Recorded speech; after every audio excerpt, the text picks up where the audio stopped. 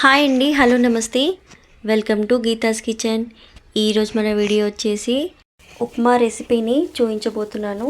చాలామంది ఉప్మా అంటేనే ఇష్టపడరు, బట్ ఈ విధంగా చేశారంటే ఉప్మాని ఇష్టపడని వాళ్ళు కూడా చాలా ఇష్టంగా తింటారు.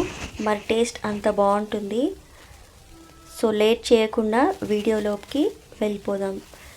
ముందుగా స్టవ్ పైన ఒక కడాయి పెట్టేసి అందులో 250 గ్రామ్స్ దాకా రవ్వని బాగా వేయించుకోవాలి.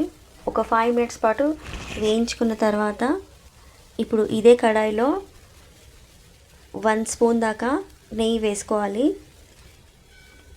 ఇందులోనే 2 స్పూన్ల దాకా ఆయిల్ వేసుకోవాలి. ఆయిల్ కొంచెం హీట్ అయిన తర్వాత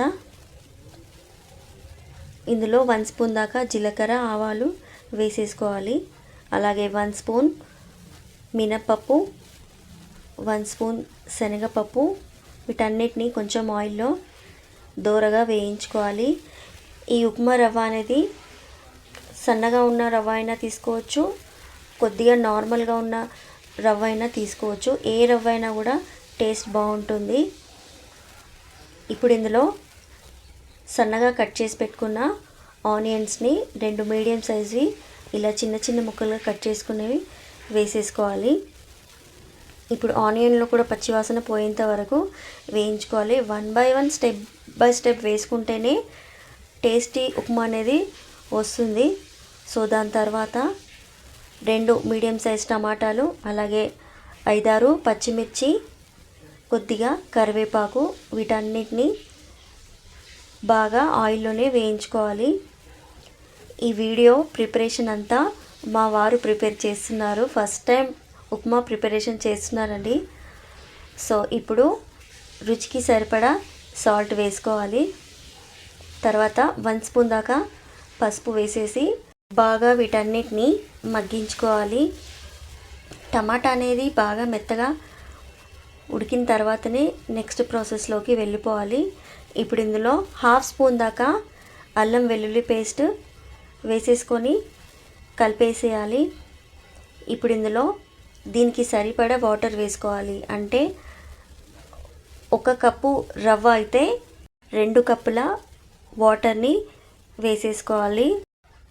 తర్వాత ఒకసారి కలిపేసుకోవాలి. ఇదే టైంలో మీరు సాల్ట్ని కూడా చెక్ చేసుకోవచ్చు. మీరు ఈ ఉప్మా రవ్వ ప్లేస్లో గోధుమ రవ్వను కూడా యూజ్ చేసుకోవచ్చు. టేస్ట్ చాలా బాగుంటుంది అండ్ హెల్తీ కూడా. నేను ఒకసారి సాల్ట్ని చెక్ చేస్తున్నాను.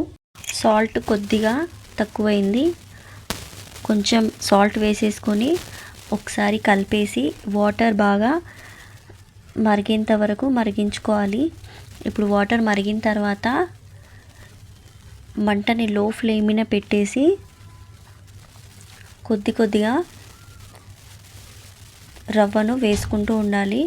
ఈ రవ్వ వేసే టైంలో మంటను లో ఫ్లేమ్ మీద పెట్టేసి ఇలా వీడియోలో చూపిస్తున్నట్టు నాన్ స్టాప్గా కలుపుతూనే ఉండాలి. లేకపోతే రవ్వ అనేది ఉండలు కట్టుబడుతుంది. రవ్వ అనేది బాగా కలిపేసుకొని వాటర్ అంతా ఇమికేంత వరకు ఇలా కలిపేసుకొని మీకు ఎలా లూజ్గా కావాలి అనుకుంటే ఈ టైంలో రవ్వ అంతా కలిపేసిన తర్వాత స్టాప్ చేసుకోవచ్చు. లేకపోతే కొంచెం గట్టిగా కావాలి అనుకుంటే ఇలా వీడియోలో చూస్తున్నట్టు ఇంతవరకు చేసుకోవచ్చు. ఇప్పుడు లాస్ట్లో కొంచెం కొత్తిమీర వేసేసి ఒకసారి బాగా కలిపేసుకొని ఎక్కడ ఉండలు లేకుండా బాగా కలిపేసుకొని మూత పెట్టేసేయాలి.